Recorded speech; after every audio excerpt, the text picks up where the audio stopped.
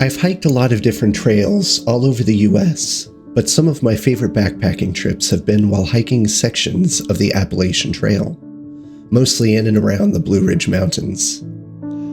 I have lots of other friends that enjoy backpacking in the same area, and we often swap stories of our adventures. Usually, they involve wildlife encounters, getting turned around and temporarily lost, getting soaked due to a freak thunderstorm, and forgetting another pair of dry socks. Yes, this happened to me. Stuff like that.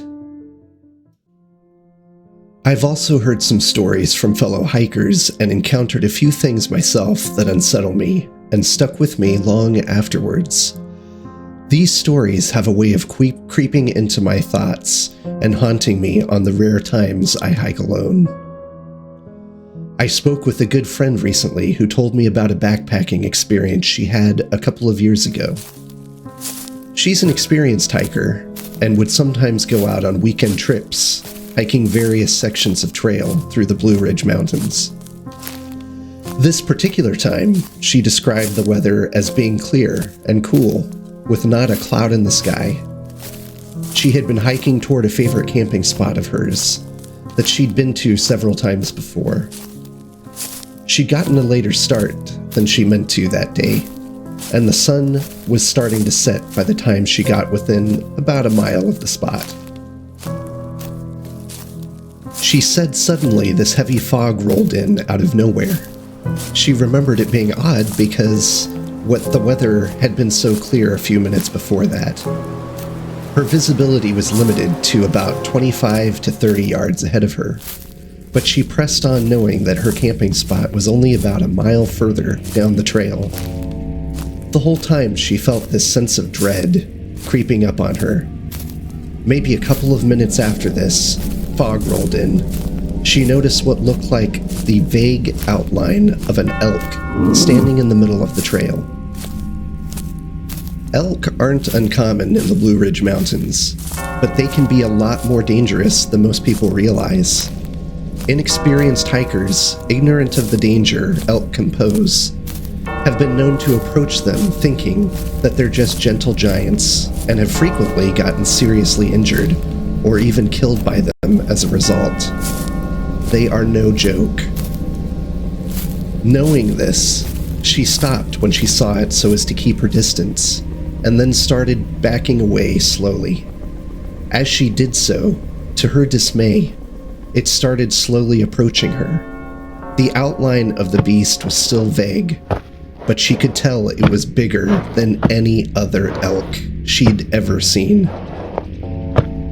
As the shape started to materialize out of the fog, she also realized to her horror that this thing wasn't an elk. She could make out the shape of the elk-like antlers and the vague shape of the muzzle and part of the body. But the thing that truly startled her was that the beast was slowly loping towards her on two legs. As soon as she saw this, she turned and ran. Visibility was still very limited, and she had to dodge overhanging branches, tree roots, and large rocks as she ran in a blind panic. After about 10 minutes, she told me that the fog started to clear up, and the feeling of dread also faded a little bit along with it. She knew that there was no way she could make it back to her car before dark. So she got off the trail and made her way into the woods until she came to a spot which wasn't visible from the trail and where she felt safe setting up her tent. She described being hunkered down in her tent all night with her knife at the ready and hearing what sounded like an elk bellowing in the woods. If you've ever heard this, you know they can sound pretty unsettling. But she described this bellowing as being deeper and more guttural than any normal elk. At times, it even sounded like the thing was forming what sounded like they could have been words. Sometimes it was closer to her. Sometimes it was further away, and at one point, she thought she heard a second one. The bellowing faded off into the distance, as it started getting light outside. She waited until it was light enough to go outside and pack up, then booked it out of there. She didn't go backpacking in the mountains for a year after that experience, and now only goes with friends.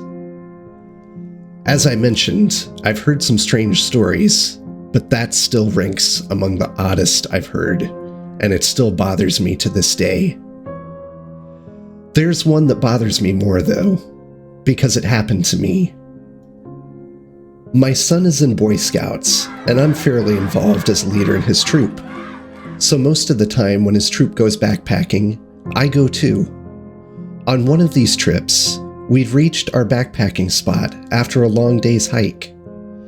There were still a few hours of daylight left, so after everyone had gotten their tents and gear set up, most of the boys took to exploring the area around the campsite. Another hour or so went by, and this thick, heavy fog rolled in. Everything went dead quiet. The birds were no longer chirping. The leaves stopped rustling in the wind. Total silence. Even the words we spoke seemed muffled by the fog.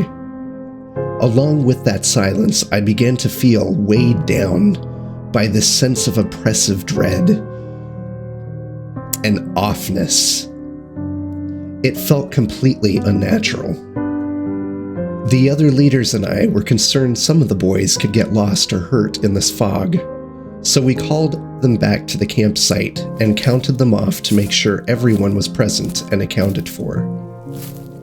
The boys are taught to always have at least one buddy with them at all times, so we counted each scout and confirmed their buddy was with them.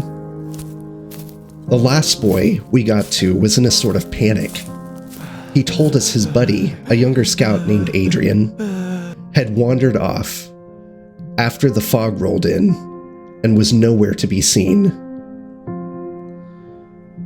Everything kicked into high gear after that. We told the boys to stay at the camp, and 2 of the adult leaders stayed with them there, while the rest of us went out looking for the missing boy. We had radios with us, so we could communicate if we lost sight of each other. I decided to backtrack down the trail we initially came in on, in case Adrian had wandered back that way, and eventually came to a spot where I could make out his outline in the fog. As I approached him, I noticed his back was to me, and he was standing stock still facing the woods.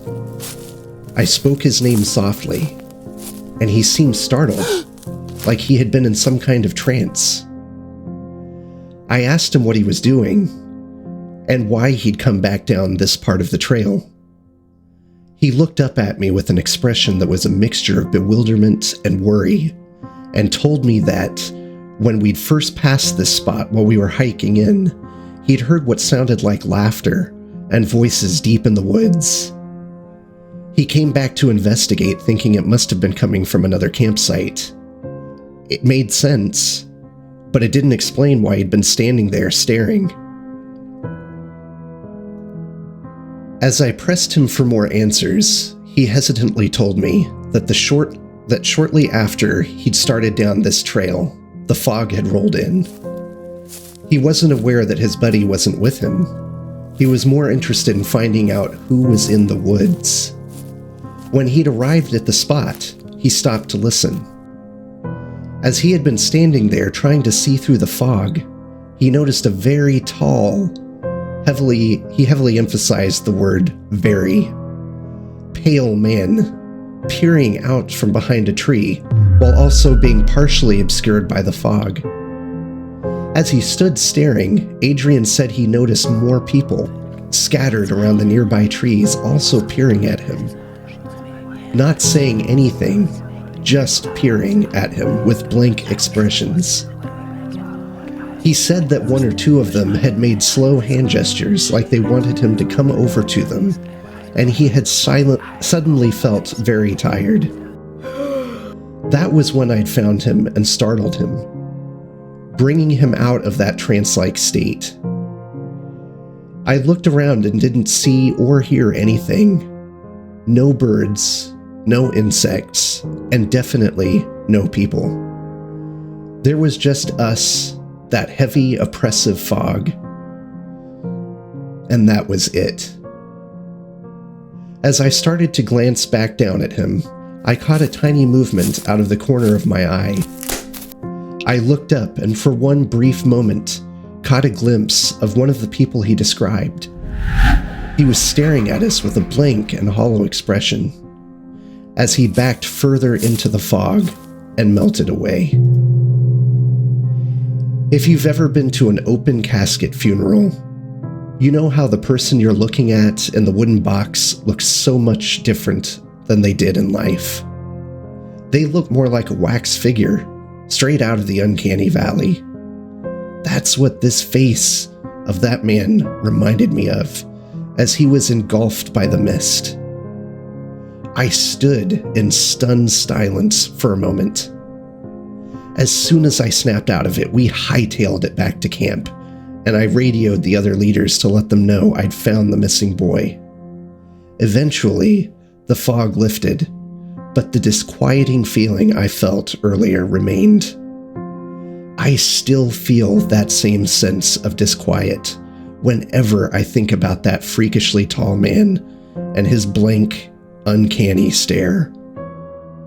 It's stories and encounters like this that haunt me when I'm backpacking through the mountains, and just like the friend I mentioned earlier, I never go alone.